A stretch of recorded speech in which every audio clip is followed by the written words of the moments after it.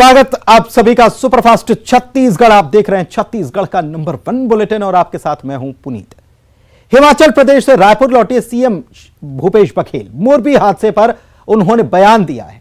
इस घटना को बहुत दुखद उन्होंने बताया है और इस पूरे मामले की जांच होनी चाहिए, यह मांग भी रख दी है। उन्होंने कहा कि जिम्मेदारों के खिलाफ जल्द से जल्द कार्रवाई होनी चाहिए।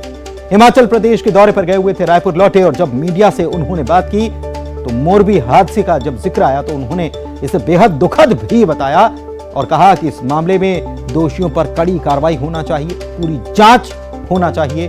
बेहद दुखद ये घटना है। गुजरात में दीपावली के दूसरे दिन नया वर्ष वो लोग मनाते हैं। उसी दिन उस पुल की शुरुआत की गई और अचानक इतने सारे लोगों को एक साथ टिकट काट दिया गया और वहाँ लोग गए और संतुलन बिगड़ा और करीब 140 से अधिक लोगों की मृत्यु हुई और बेहद दुखद है, दर्दनाक है। इसकी जांच होनी चाहिए और जो जिम्मेदार के खिलाफ कार्रवाई होनी चाहिए। इधर हिमाचल प्रदेश विधानसभा चुनाव के लिए चुनावी प्रचार अब पूरे शबाब पर है। आज मंडी में कांग्रेस की परिवर्तन रैली हुई थी, जिसको सीएम भूपेश बघेल और कांग्रेस महासचिव प्रियंका गांधी ने संबोधित किया और कांग्रेस उम्मीदवारों के लिए वोट भी मांगे। रैली को संबोधित करते हुए सीएम ने छत्तीसगढ़ सरकार की उपलब्धियों को यहां पर गिनाया और लोगों से हिमाचल में एक बार फिर से कांग्रेस की सरकार बनाने की अपील भी की। जयंती 1 नवंबर आज मंडी में जिसे छोटा काशी कहा जाता है, तो 16वीं शताब्दी के शिव मंदिर के दर्शन और उसके बाद मंडी में आम सभा, प्रियंका जी की उपस्थिति में एक कार्यक्रम हुआ और मुख्य रूप से लोग परिवर्तन चाह रहे हैं। वर्तमान सरकार से दुखी हैं क्योंकि जो महंगाई है, बेरोजगारी है, इतना बेतहाशा बढ़ा हुआ है और उसके पास कोई रास्ता दिखाई नहीं देता। ऐसे में जो छत्तीसगढ़ की सरकार की जो योजनाएं हैं जो सीधा आम जनता तक पैसा पहुंचता है, जो हमने बताया कि अभी 17 अक्टूबर को ही हमने किसानों को, मजदूरों को, गौपालकों को करीब 2000 करोड़ रुपया ट्रांसफर किया है। तो ये योजनाओं का लाभ यहाँ छत्तीसगढ़ में मिल रहा है। उसी प्रकार से योजनाएं हिमाचल प्रदेश के लिए भी कांग्रेस ने घोषणा पत्र में शामिल किया है, तो उसका लाभ मिलेगा। तो बड़ी उम्मीद है लोगों को और परिवर्तन चाह रहे हैं, परिवर्तन होगा। रायपुर से इस वक्त की बड़ी खबर आपको बता रहे हैं। छत्तीसगढ़ में दरअसल कल से धान की खरीदी होनी है। समर्थन मूल्य पर धान खरीदी की शुरुआत कल से की जाएगी। धान खरीदी केंद्रों के लिए सारी तैयारियां पूरी कर ली गई हैं। इस साल आपको बता दें कि जो लक्ष्य रखा गया है 110 लाख मीट्रिक टन धान खरीदी का लक्ष्य रखा गया है और इसके साथ ही इस बार की जो व्यवस्था है, टोकन तुहर हाथ, ये एक ऐप बनाया गया है और घर बैठे ऑनलाइन टोकन भी मिल पाएगा किसानों को। किसान ऑफलाइन ऑनलाइन दोनों तरीके से टोकन ले सकते हैं, ये व्यवस्था की गई है। तो ऑनलाइन जिन लोगों के लिए ऑनलाइन आसान है वो ऑनलाइन ले लें और जिन लोगों के लिए ऑफलाइन, जिनको हो सकता है कि ऑनलाइन में दिक्कत आ रही, तो उनके लिए ऑफलाइन की व्यवस्था भी की गई है। तो ऑनलाइन ऑफलाइन दोनों ऑप्शन जो हैं वो रखे गए हैं। कवर्धा से बड़ी खबर आपको बता रहे हैं, जहां पर बड़ी मात्रा में धान पकड़ाया, अवैध रूप से ये धान पकड़ाया है। मध्य प्रदेश सीमा पर चिल्फी के पास ये पकड़ाया है। दरअसल धान की खरीदी जैसे ही शुरू होती है तो बाहरी राज्यों से यहां पर चूंकि दाम अधिक है तो उसे खपाने के लिए ये सब खेल चलता है और ट्रक पकड़ा गया। इससे 215 क्विंटल अवैध रूप से जो धान लाया जा रहा था, इसे जब्त किया गया। इस जब्त धान की कीमत 4,60,000 रुपए है। निगरानी की टीम ने अवैध धान को पकड़ा है। कल से दरअसल प्रदेश में धान की खरीदी शुरू हो रही है और इसके लिए निगरानी टीम भी जो है वो लगातार सक्रिय है और अवैध रूप से धान जो लाया जा रहा है उसे पकड़ा भी जाए। धान बेच ना पाए दूसरे स्टेट से, इसकी हम पूरी तैयारी रखे हुए हैं और यहाँ के किसान को किसी तरह की कोई दिक्कत नहीं है। बाहर से कोई धान बेच ना पाए दूसरे स्टेट से, इसकी हम पूरी तैयारी रखे हुए हैं और यहाँ के किसान को किसी तरह की कोई दिक्कत नहीं आएगी। मनीष हमारे संवाददाता हमारे साथ फोन लाइन पर जुड़े हुए। मनीष, जब भी धान खरीदी की शुरुआत होती है खासतौर पर छत्तीसगढ़ में, तो छत्तीसगढ़ में चूंकि धान का दाम ज्यादा है इसलिए बाहरी राज्यों से खपाने की पूरी कोशिश होती है, नजर आती है। कामयाबी मिली टीम को? हाँ बिल्कुल, जिस तरह से ये धान खरीदी की शुरुआत कल से होने वाली है जिला प्रशासन पहले से ही इस मामले को लेकर अलर्ट है, क्योंकि हर साल जो है इस तरह की स्थिति बनती है। हालांकि शुरुआत में ही जो ज्यादातर धान लाके और छुपा के रखे जाने की स्थिति बनती है, इसी को देखते हुए जो जिला प्रशासन की टीम इसमें चौकन्ना रही और यही वजह रही कि किल्फी जो मध्य प्रदेश से लगा हुआ हिस्सा मध्य प्रदेश से एक पूरे ट्रक में भरकर जो धान लाया जा रहा था, जो हालांकि रायपुर पासिंग है, लेकिन इनके द्वारा जो है कहाँ से ला रहे थे, कहाँ ले जा रहे थे, किसी को जानकारी नहीं दी गई। इसके चलते जो है ऐसे अभी जब्त कर ली गई है और यही अंदेशा व्यक्त किया जा रहा है कि इसे छत्तीसगढ़ में खपाने की तैयारी होगी, क्योंकि कल से खरीदी की शुरुआत हो रही है। इसके चलते जो है धान जब्त की कार्रवाई की गई है। बहुत शुक्रिया मनीष आपका इस तमाम जानकारी के लिए। मुख्यमंत्री कल सुबह 11 बजे 3 दिनी राष्ट्रीय आदिवासी नृत्य महोत्सव और राज्योत्सव का शुभारंभ करने वाले हैं। रायपुर के साइंस कॉलेज मैदान में प्रदेश का कार्यक्रम हो रहा है। प्रदेश का प्रमुख कार्यक्रम जो है, क्योंकि जिलों में भी कार्यक्रम रखे गए हैं, यहां उद्घाटन मुख्यमंत्री करने वाले हैं। साइंस कॉलेज ग्राउंड जो है, इस पे छत्तीसगढ़ विधानसभा के अध्यक्ष चरण दास महंत कार्यक्रम की अध्यक्षता करने वाले। विशिष्ट अतिथि के रूप में प्रदेश के सभी मंत्री मौजूद रहेंगे। इसके अलावा बीजेपी सांसद सुनील सोनी, रायपुर के जो सांसद हैं, पूर्व मंत्री बृजमोहन अग्रवाल, सांसद, विधायक, संसदीय सचिव, निगम, मंडल, आयोग, जिला पंचायत के अध्यक्ष, उपाध्यक्ष और महापौर भी उपस्थित रहेंगे। उत्सव भी है और नेशनल ट्राइबल डांस फेस्टिवल भी है। विदेशी मेहमान कलाकार आ रहे हैं, बहुत सारे लोगों का स्वागत हुआ, आप लोगों ने देखा भी है। और 3 दिन तक लगातार कार्यक्रम होगा, अलंकरण समारोह भी होगा और ट्राइबल डांस फेस्टिवल भी होगा। अब 22 साल हो गया और 22 साल में अब जाके पिछले 3-4 वर्षों में लोगों के जो रोजगार है, शिक्षा है और संस्कृति है, इसको लेकर जो आगे बढ़े छत्तीसगढ़ में, तो निश्चित रूप से इस दिशा में आगे बढ़ेंगे तो छत्तीसगढ़ देश के अग्रणी राज्यों में शामिल होगा। छत्तीसगढ़ में 1 से 3 नवंबर तक के उत्सव का माहौल रहेगा। 1 नवंबर राज्य स्थापना दिवस, राष्ट्रीय आदिवासी नृत्य महोत्सव और इसके साथ ही 1 नवंबर से धान खरीदी। संस्कृति मंत्री अमरजीत भगत हमारे साथ मौजूद हैं, उनसे बात करते हैं। सर, 1 से 3 नवंबर तक एक तरह से देखा जाए तो राज्य में उत्सव 1 नवंबर से 3 नवंबर तक जबरदस्त यहाँ पर आयोजन का धमक रहेगा। 1 नवंबर छत्तीसगढ़ का स्थापना दिवस, उसी दिन छत्तीसगढ़ में किसान त्योहार, धान खरीदी और उसी दिन आदिवासी नृत्य महोत्सव, तीनों आयोजन एक साथ। तो हम कह सकते हैं कि मेगा आयोजन है और आकर्षण का केंद्र देश और दुनिया। सर, जो राष्ट्रीय नृत्य महोत्सव, आदिवासी नृत्य महोत्सव है, वो किस तरह से अलग होगा इस बार? देखिए, राष्ट्रीय आदिवासी नृत्य महोत्सव इस बार आकर्षण का केंद्र इसलिए रहेगा कि 3 आयोजन एक साथ हो रहे हैं। एक तो राज्य स्थापना, जिसमें पूरे विभाग के स्टॉल लगेंगे सभी जिलों में और प्रदेश में एक साथ उसका राज्य का स्थापना दिवस मनाया जाएगा। ये है संस्कृति मंत्री अमरजीत भगत, और जिन्होंने अलग अलग मसलों पर बात की और उन्होंने जो विरोध प्रदर्शन हो रहा है उसको लेकर उन्होंने कहा कि जो ये कर रहे हैं वो राज्य के साथ धोखा कर रहे हैं। कैमरा पर्सन राजन के साथ ममता लांजेवार, न्यूज़ 18 छत्तीसगढ़, रायपुर। छत्तीसगढ़ सरकार ने राज्योत्सव से एक दिन पहले राज्य अलंकरण पुरस्कारों की घोषणा की है। संस्कृति मंत्री अमरजीत भगत ने कुल 41 पुरस्कारों की घोषणा की। राज्य सरकार की ओर से घोषित अलंकरण पुरस्कारों में नारायण मरकाम को आदिवासी और पिछड़ा वर्ग के उत्थान के लिए शहीद वीर नारायण सिंह सम्मान दिया जाएगा। लक्ष्मी प्रसाद मिश्रा को अपराध अनुसंधान के क्षेत्र में पंडित लखनलाल मिश्र सम्मान, मदन मोहन गौशाला खरसिया को अहिंसा और गौ रक्षा के लिए यति यतनलाल सम्मान, अमितेश मिश्रा को खेल के लिए गुंडाधुर सम्मान, डॉक्टर मीरा शुक्ला को महिला उत्थान के लिए मिनी माता सम्मान, खेमचंद भारती को सामाजिक चेतना और दलित उत्थान के लिए गुरु घासीदास सम्मान दिया जाएगा। 41 अलंकरण बटने हैं, जिसमें सबसे पहले शहीद वीर नारायण सिंह सम्मान, आदिवासी एवं पिछड़ा वर्ग का उत्कृष्ट कार्य करने वाली क्षेत्र में आदिम जाति कल्याण विभाग के द्वारा श्री नारायण मरकाम को दिया जा रहा है। पंडित लखनलाल मिश्र सम्मान, अपराध अनुसंधान के क्षेत्र में उत्कृष्ट कार्य करने वाले व्यक्तियों के लिए गृह विभाग के द्वारा ये सम्मान दिया जाता है। यह सम्मान लक्ष्मी प्रसाद मिश्र जी को 1 नवंबर यानी कि कल छत्तीसगढ़ का 23वां स्थापना दिवस है और इस मौके को खास बनाने के लिए प्रदेश सरकार ने राष्ट्रीय आदिवासी नृत्य महोत्सव का आयोजन किया है।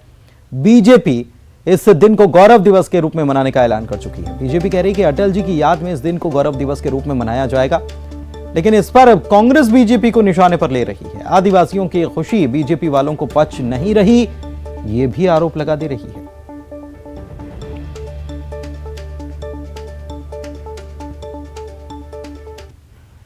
सबके लिए सौभाग्य का विषय है कि आज हम छत्तीसगढ़ राज्य में हम यहाँ पर खड़े हैं और उसके लिए हम सभी धन्यवाद देते हैं हमारे देश के पूर्व प्रधानमंत्री माननीय अटल बिहारी वाजपेयी जी को, जिनके सपने के कारण से, जिनके कारण से आज छत्तीसगढ़ राज्य का निर्माण हो सका और अब छत्तीसगढ़ 22 वर्ष पूरे करने जा रहा है।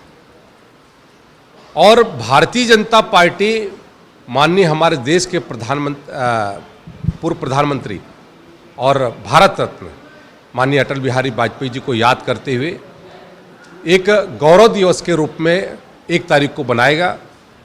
सभी हमारे पार्टी के कार्यालयों पर दीप प्रज्वलित होंगे, लाइटिंग की जाएगी। उसके अलावा अटल चौक में भी हम जाकर के माननीय अटल बिहारी वाजपेयी जी को याद करेंगे। उस छत्तीसगढ़ राज्य निर्माता को हम अपनी ओर से नमन करेंगे, जिनके कारण से छत्तीसगढ़ राज्य का निर्माण हो सका है। भारतीय जनता पार्टी के पास कुछ बोलने के लिए रहा नहीं और आदिवासियों का खुशियाँ, आदिवासियों का त्यौहार, आदिवासियों में प्रसन्नता उनको पच नहीं रहा है। आखिर आदिवासी इतने खुश क्यों हो रहे हैं, आदिवासी इतने प्रसन्न क्यों हैं, ये उनके गले नहीं उतर रहा है। इनको 15 साल का समय मिला था, इनको भी आयोजन कराना था, लेकिन इनके जो प्रायोरिटी में कहीं भी आदिवासी नहीं थे। रायपुर में प्रदेश कांग्रेस कार्य समिति की बैठक रखी गई थी, जिसमें संगठन से जुड़े कार्यक्रम पर बातचीत की गई। मिशन 2023 और 24 के लिए संगठन स्तर पर विस्तार से चर्चा हुई है। इसके अलावा प्रदेश में धान खरीदी के लिए कांग्रेस ने निगरानी समिति का भी गठन कर दिया है। प्रदेश में भारत जोड़ो यात्रा को अगले 3 महीने तक आयोजित करने का फैसला भी लिया गया, जो प्रदेश स्तर पर हो।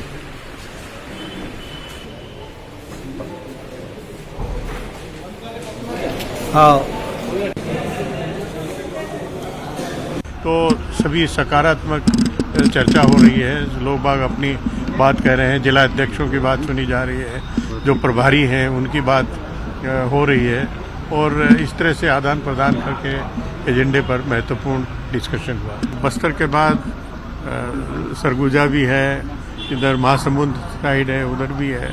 1 नवंबर से जो धान खरीदी हो रही है उसकी निगरानी समितियां हम लोगों ने बनाई है, ताकि जो किसानों का धान बिके और समय सीमा बिके, बिचौलियों का ना बिके। ये हम लोगों की तैयारी है। भारत जोड़ो पदयात्रा अभी त्योहारों के कारण बीच में रुक गई थी, फिर से हम लोग 3 महीनों तक करने वाले हैं, उसकी भी समीक्षा की गई है। और सबसे बड़ी बात, आने वाले दिनों में 2023 और 2024 जो संगठन स्तर पे तैयारियां की जानी है, उसकी हम लोग वृहद स्तर पे हम लोग कर रहे हैं, ताकि 2023 में छत्तीसगढ़ में फिर से कांग्रेस की सरकार बने और 2024 के लोकसभा चुनाव में छत्तीसगढ़ से ज़्यादा सीटें जीते। उसकी तैयारियां हम लोग संगठन के माध्यम से। प्रदेश के आबकारी मंत्री कवासी लखमा 1 दिवसीय दौरे पर भोपाल पट्टनम ब्लॉक के मतेड़ पहुंचे। उन्होंने 15 करोड़ 20 लाख रुपए की लागत से होने वाले विकास कार्यों के लिए भूमि पूजन किया। क्षेत्र को विकास की सौगात मिलने पर क्षेत्रीय विधायक विक्रम मंडावी ने मंत्री का आभार जताया।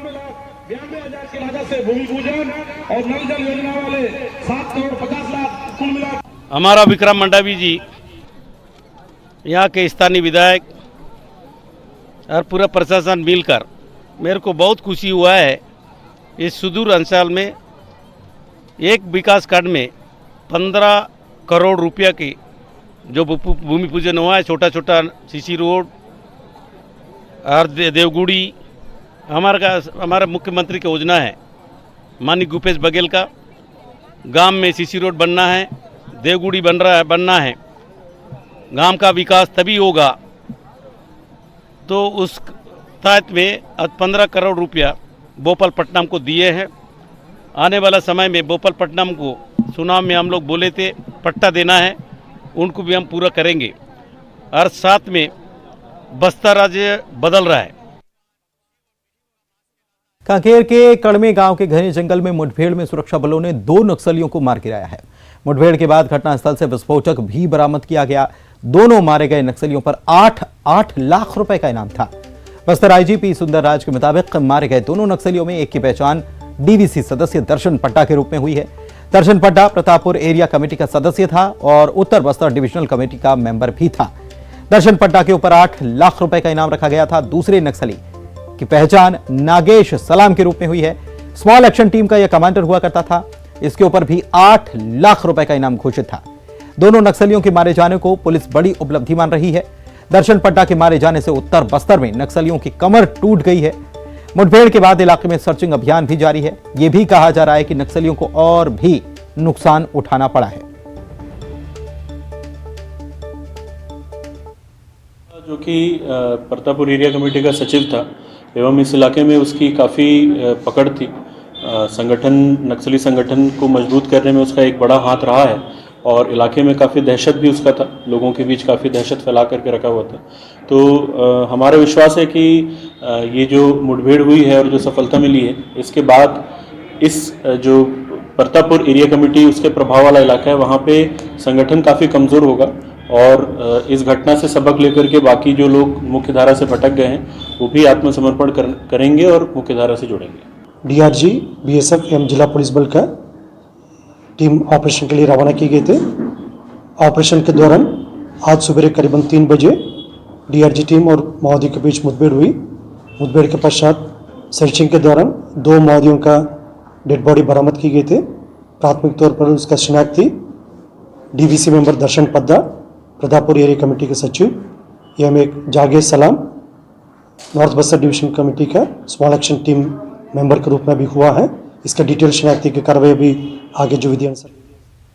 बिलासपुर शहर के पुराने बस स्टैंड पर स्थित रामा ट्रेड सेंटर में इंश्योरेंस कंपनी के दफ्तर में आग लग गई। अफरा तफरी का माहौल बन गया। तुरंत कॉम्प्लेक्स परिसर को खाली कराया गया। मौके पर फायर ब्रिगेड की गाड़ियां 2 मौके पर पहुंची और आग को बुझाया गया। जानकारी के मुताबिक कॉम्प्लेक्स में स्थित इंश्योरेंस कंपनी के मैनेजर ने पूजा के लिए दीपक जलाया और उसके बाद सभी कर्मचारी अपने काम में लग गए। लंच के समय जब सभी लोग बाहर गए थे तभी दफ्तर के एक हिस्से में आग की लपटें नजर आईं। इसके बाद आसपास के लोगों ने दमकल विभाग को खबर की। आग बुझाने के लिए दमकल कर्मियों को काफी मेहनत यहां करनी पड़ी। बिलासपुर से बड़ी खबर, जिम में घुसकर युवती ने युवक को थप्पड़ मार दिया। थप्पड़बाजी का यह वीडियो सामने आया है। कचरा फैलाने के विवाद में यह थप्पड़ जड़ दिया। चकरभाठा थाना क्षेत्र का यह पूरा मामला है। पुलिस में पूरी शिकायत भी कर दी गई है। देखिए ये तस्वीरें। सबसे पहले कचरा फैलाने को लेकर यह विवाद आया सामने और उसके बाद थप्पड़ मार दिया। थप्पड़बाजी का वीडियो सामने आया है। तो बिलासपुर से जिम में घुसकर युवती ने युवक को थप्पड़ मार दिया, उसकी ये तस्वीरें सामने आई हैं और वायरल हो रही हैं ये तस्वीरें। दरअसल पूरा मामला जो है आपको बता दें कि ये कचरा फैलाने को लेकर है। कचरा फैलाने के विवाद को लेकर ये थप्पड़ मारा है और इसके बाद चकरभाठा थाना क्षेत्र के मामले में पुलिस में शिकायत भी कर दी गई। इधर कांकेर में सुबह से सड़क पर घूमने वाले भालू अब तक सड़क किनारे बने खाली प्लॉट की जगह पर मौजूद हैं, झाड़ियों में मौजूद हैं। 3 भालुओं ने इस इलाके में डेरा डाले रखा है, जिससे कि सड़क किनारे की गली में लोगों की आवाजाही बंद हो गई। सुबह नेशनल हाईवे 30 पर भालू पहुंच गए थे। वन विभाग और पुलिस की टीम सुबह से ही मौजूद है और अंधेरा होते ही लोगों में अब दहशत भी बढ़ने लगी।